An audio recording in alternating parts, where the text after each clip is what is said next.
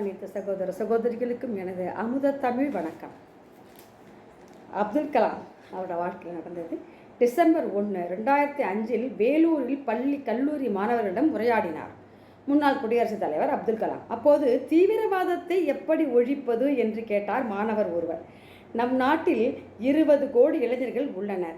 இவர்களின் பெற்றோர் நல்ல விஷயங்களை கற்றுக் கொடுத்தால் அது வீட்டிற்கும் சமுதாயத்திற்கும் பெரிதும் உதவும், தீவிரவாதமும் அழியும் என்றார் கலாம்.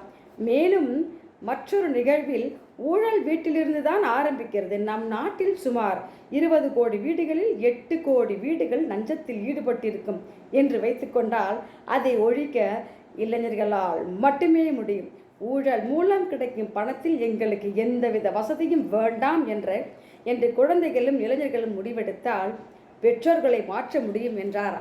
கேட்டதுக்கு ரொம்ப நன்றி. வாழ்க வையகம், வாழ்க வளமுடன்.